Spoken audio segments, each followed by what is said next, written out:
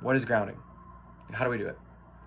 So grounding is just allowing the electromagnetic frequency, the electromagnetic pulse and field of the Earth, scientifically proven.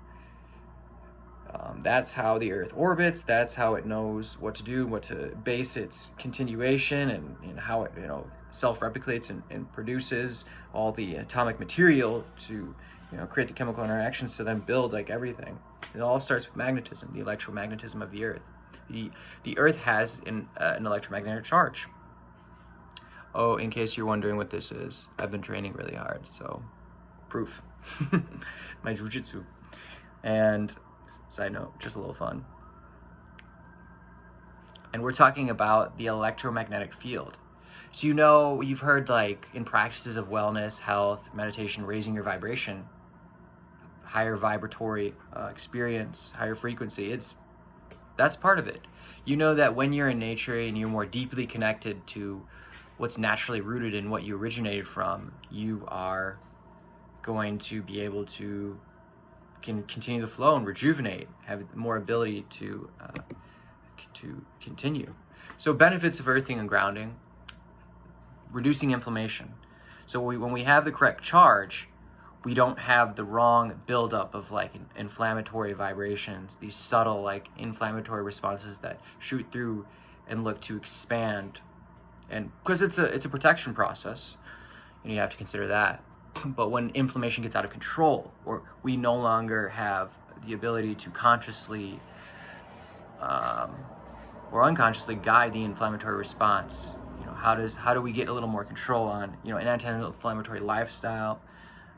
There's so many different anti-inflammatory, or better yet, inflammatory managerial like practices we can do.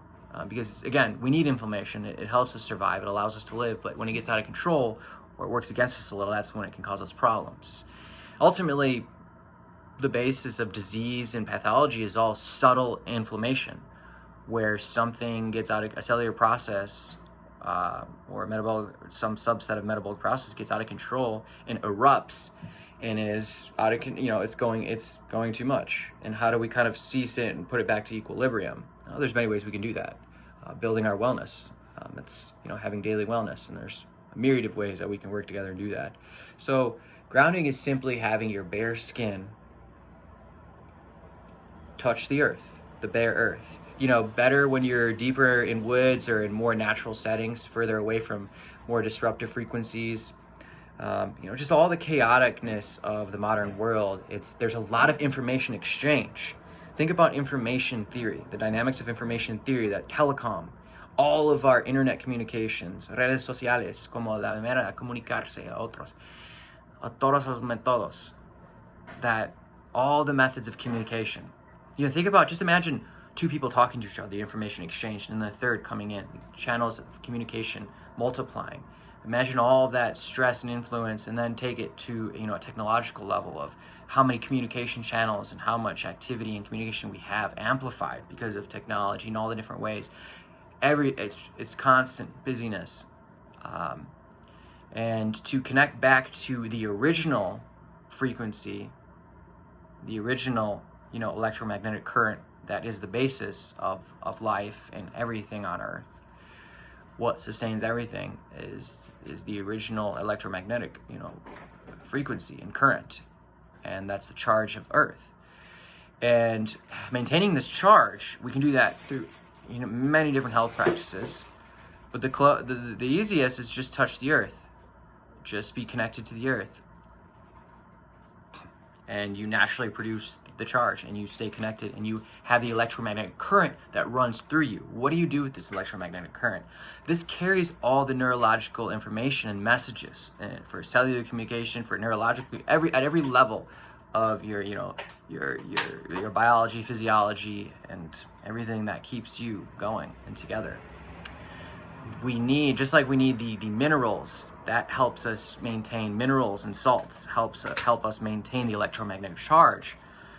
So all the different underlying processes can take place. All the chemical interactions and everything that is going to sustain us can work. It has the route, has the ability, has the equipment to do so.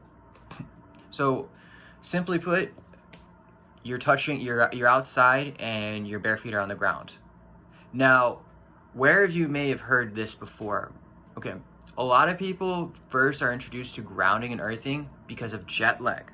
So this has been known for decades, and now it's starting to become a little more popularized because of more holistic, natural wellness consultants, practitioners, folks looking at a simpler way to maintain health and longevity.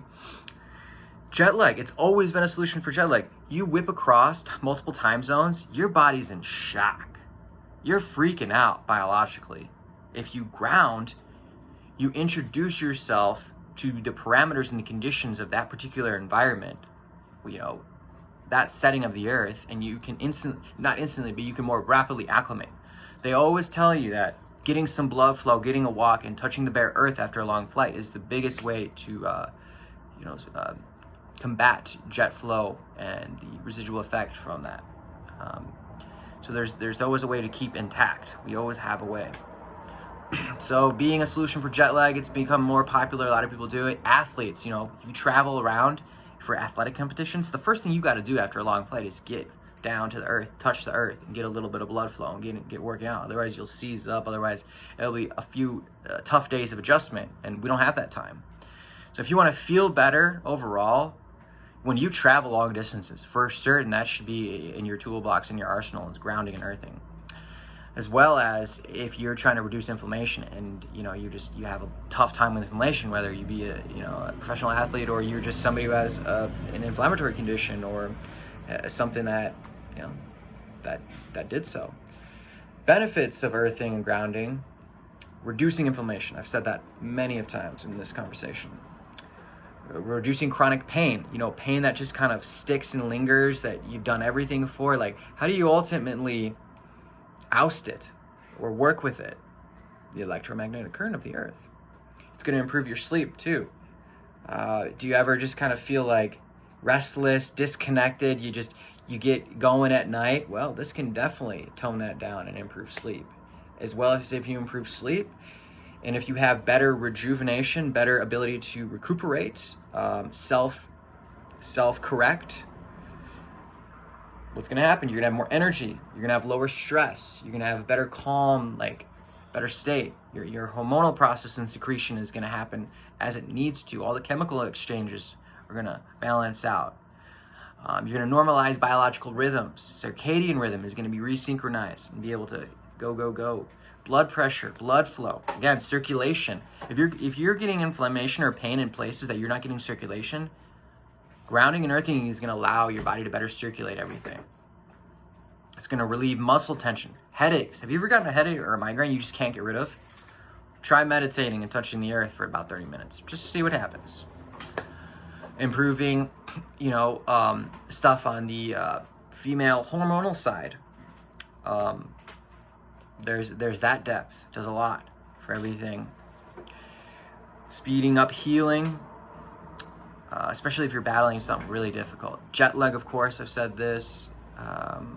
Adapting to new environments. If you're experiencing high stress, grounding needs to be in your arsenal. The effects of EMFs. I don't want to venture too far into this because, yes, EMFs are disruptive. Certain forms of technology are partially disruptive to our natural biological rhythms. But I don't want to go down the rabbit hole too much and make too great of claims that, we're combating the technological downfall of our biology through technological advancement and new network types. And I know that EMFs have some effects on our health and our biology, and I'm not going to claim to what extent I understand that.